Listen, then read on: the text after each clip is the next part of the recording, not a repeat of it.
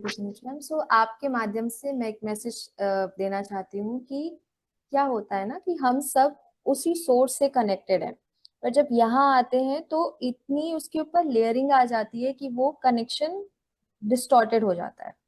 फिर हम अपने आप को बहुत डाउट करने लगते हैं। हमें वो एक्सपीरियंसेस मिल रहे होते हैं बट हम उसे समझ ही नहीं पाते, हम उसे क्वेश्चन करते हैं।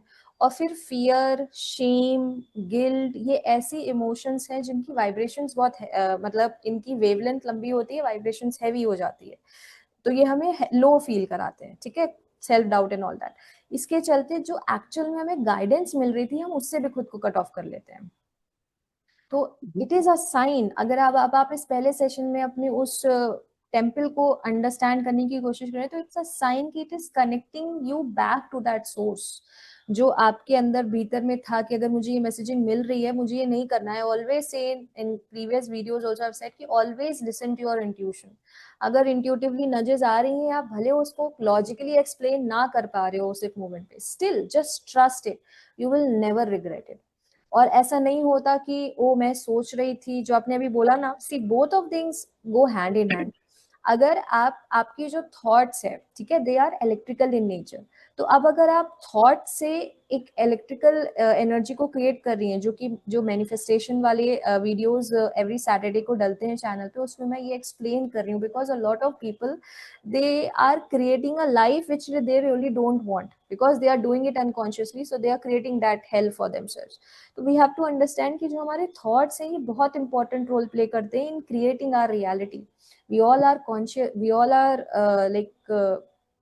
divine souls, and we should live our life consciously, conscious of the energy that we are transmitting through our thoughts into the universe, क्योंकि वही एनर्जी हमारी रियलिटी क्रिएट कर रही होती है। ठीक है, तो अगर आप कॉन्स्टेंटली एक नेगेटिव वाइब्रेशन को ट्रांसमिट करेंगे तो आप अपनी लाइफ में वही रिसीव करेंगे, तो ये फैक्ट है।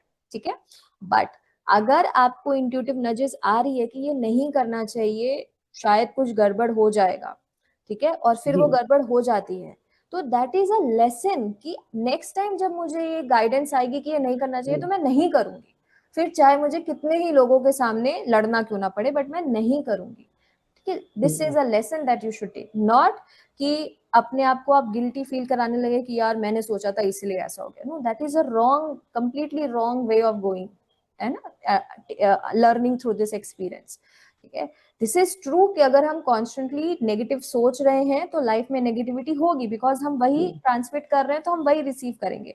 बट कॉन्स्टेंटली नेगेटिव सोचना is one thing, and suddenly कोई नेगेटिव थॉट का चैनलिंग हुआ, दैट्स नॉट नेगेटिव थॉट का चैनलिंग हुआ, सडनली एक गाइडेंस की चैनलिंग हुई in the form of some adverse reality कि निशा ये मत करो, नहीं तो यहाँ पर तुम्हें मुंह की खानी पड़ेगी।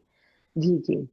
ठीक है, अब आपने कहा अरे नहीं यार, बट सब लोग तो बोल रहे हैं ऐसा तो नहीं होगा, ऐसा तो लग भी नहीं रहा है, फिर आपने कर दिया और आपको पड़ गई मात वहां पर, है ना। तो इस सिचुएशन से लेसन और लर्निंग क्या गांठ जोड़नी है कि आगे, आज के बाद अब कभी भी मेरा इंट्यूशन मुझे मना करेगा, मैं नहीं करूंगी, चाहे फिर मेरा कितना ही नुकसान क्यों हो जाए, चाहे मुझे कितने लोग से लड़ना पड़े, चाहे मेरा लॉजिकल माइंड उसको इंटरप्रेट ना कर पाए at that moment, but later जब सही समय आएगा मैं उसे समझ जाऊंगी।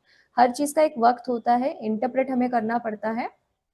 उस डायरेक्शन में अगर सोचेंगे, माइंड को लगाएंगे, तो वो मीनिंग भी आपको मिल जाएगा कि क्यों नहीं करना अच्छा था। बट उस पॉइंट पे अपने इंट्यूशन को हमेशा ट्रस्ट करिए। ठीक है, all those who are going through this. Anything else thank ma'am? You. Thank